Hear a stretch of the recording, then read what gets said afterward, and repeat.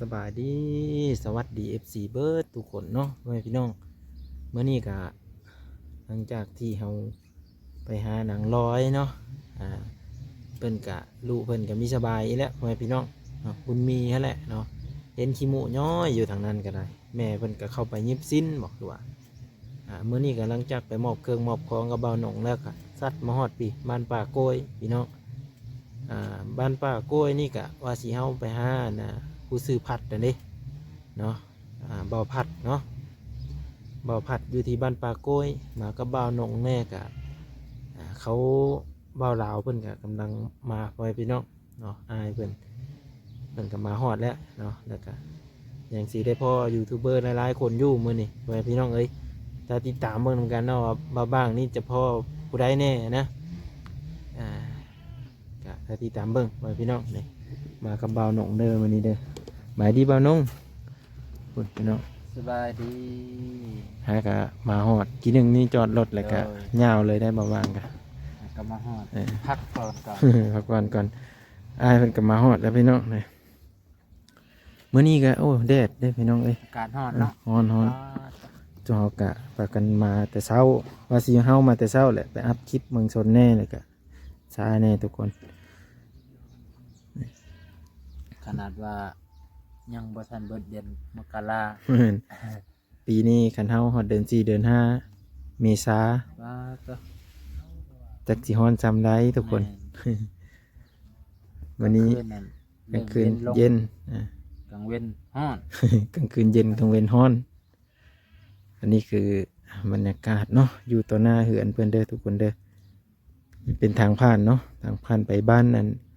แต่แล้วเส้นนี่เนาะแล้วก็ผ่านมาพี่ผ่านกลับมาพี่คือไปหมู่บ้านกะล้างเนาะจะน้อยบางสิพาเข้าไปหาบ่าวพัดแล้วก็บ่าวลาวไรเนาะมาเมื่อนี้ไผเนาะมาแม่นบ่ไม่แม่นโอ้บ่หมอนมาแต่ไซด์ดิ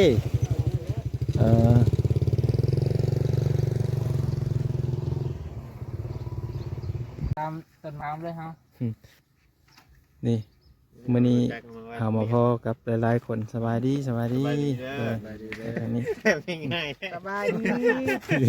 ก็อันนี้ยังไม่ทันได้เห็นกันทั้งเติบแล้วเนาะเติบแล้วอยู่ในเกิงไม่เห็นกับเพื่อนตั้งแต่อยู่เมืองชนตลาดเมืองชนเนาะอยู่ห้านนั่นแหละก็จบเลยแม่นเดียวตอนนั้นนี่คือเบาโอลิเด้อพี่น้องเด้อนั่นคือเบาเวงแล้วก็เบาจอยคือเก้าอันนี้ใช้มื้อนี้ว่าสิพากันค่อยมากินต้มไก่ขึ้นจับปะได้อย่ากินปลาก็ได้ขนาดลงตึกเองนี่บ่จอยลงตึกปลาเชื่อให้บ้างเด้อเย็นมาโน่ลงเด้จะของเฮือนโน่แต่ละคนมันบ่ห่าวมันลงหนองเป็นนี่แหละเนาะอากาศมันก็เย็นแน่ทุกคนไปตามแห่ดีจะลงไปอันเพิ่นสิไปหาอยู่หากินนะมีจักทุกคนนี่จะน้อยกะ3-4 บ่าวนี่ก็สิเฮาไปทางไหนพุ่นแล้วทุกคนเลยไปหานั่งอะไรคือเก่าอะไรเป็นแล้วสบายดีโอ้บ่าวโจบางเนาะโดยโอ้เจอกันนี่แหละอายเพิ่นนั่นอายเพิ่นแล้วเวททางนี้เลยแม่สิขึ้นไปพุ่นบ่บัดนี้แล้วล่ะแม่ไปทางพุ่นแล้วพี่น้องเอ้ยเนาะด้วยเดี๋ยวเฮาก็สิเฮาไปนี้โอเคไปโอเคไปทุกคนติดตามเพิ่นเด้อโดยขอบใจหลายๆไปเดี๋ยวเฮาสิเฮาไปหาบ่าวพัดผ้าคือจังได๋บ่าวพัดบ่าวผ้าก็ได้มากับบ่าวนุ่งคือเก่าแหละพี่น้องเนาะเดี๋ยวเฮาไปนี่ตัวอันนี้เจ้าของเพิ่นอยู่บ่นี่หั่นหรือว่า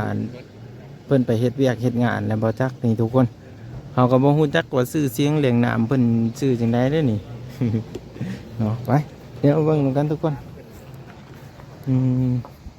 เพิ่นอยู่บ่ว่าน้องจังหวะเด้ไอ้ซอย50,000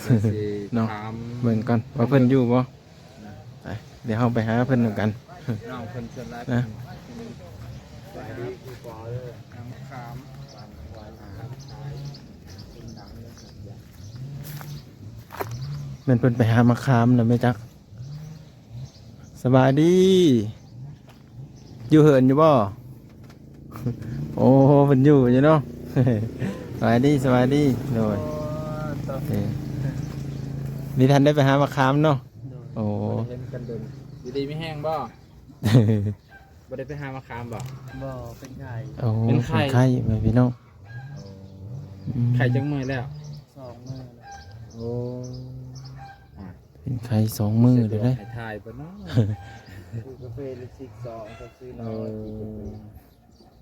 เพิ่นก็สิได้พักผ่อนแต่ว่านี่เนาะโอ้ย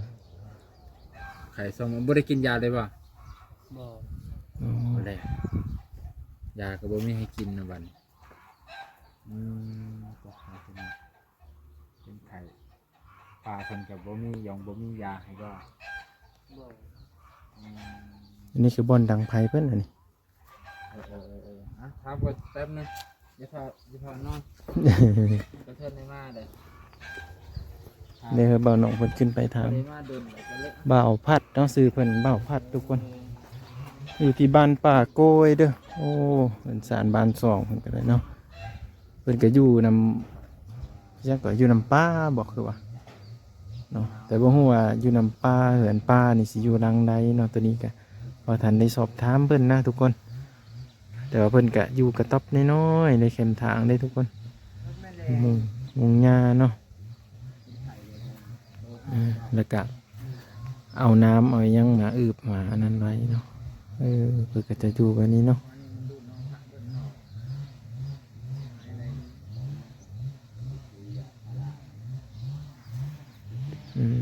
อันนี้เนาะอันนี้คือเป็นหมู่บ้านเพิ่นเด้อทุกคนเนาะแต่ไม่ฮู้ว่าชาวบ้านแถวเขตนี่เขาเฮ็ดอิหยังนะบ่ว่างก็ให้เบิ่งสำนี้เด้อเพราะว่าอันให้เบิ่งตอนที่ถามเพิ่นนะทุกคนหมู่บ้านนี้เขาก็จะพากันแกะในมะขามขายบอกคือว่านี่มะขามเนาะเพราะว่าเบาพัดเพิ่นก็มีสบายนี่ได้เหินเพิ่นอยู่หลังนี้เนาะ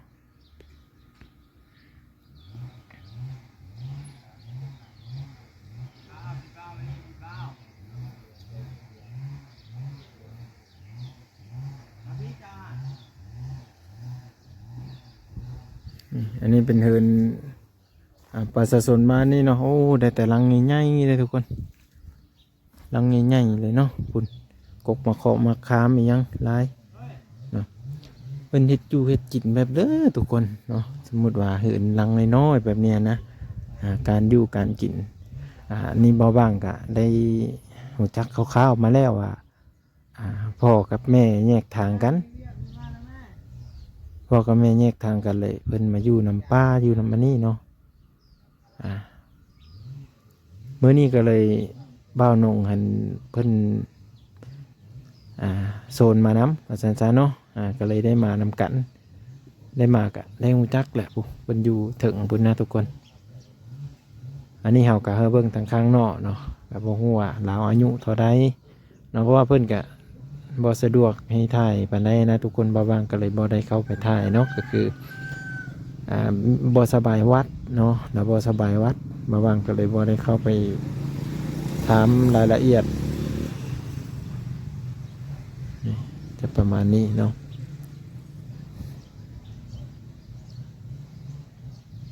มื้อนี้ก็สิพาเข้าไปเบิ่งอยู่ทางอันเฮือนอิหยังเกาะลุงอิหยังอยู่ทางไหนพุ่นนะทุกคนเนาะบ่อนที่บ่าวางมาถ่ายมื้อนั้นน่ะนะเด็กบ่าวน้องก็ลงมาแล้วเนาะเพราะว่าเพิ่นบ่สบายเนาะทุกคนเพิ่นบ่สบายเพิ่นอยากนอนอยากหยังนี่เนี่ยเนาะ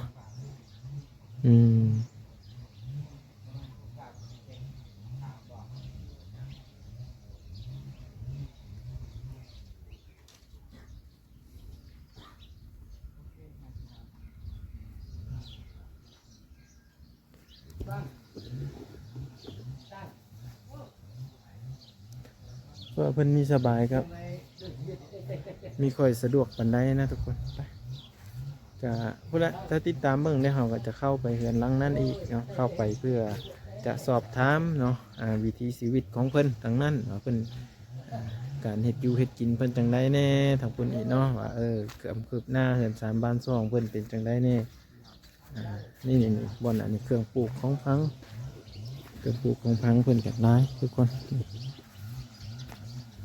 โอ้ผักนอกทุกคนผักนอกธรรมชาติไผแน่เคยได้กินโอ้หลายเลยพุ่นผักนอกเนาะผักนอกธรรมชาติเลยบางตามหาอยากปลูกอยู่แต่ว่ามันบ่มีเนาะแถวทงแถวอิหยังก็มันตายหมาทุกคนแต่ว่าอยู่มาเห็นอยู่ครอบครัวนี่เนาะแต่บ่มี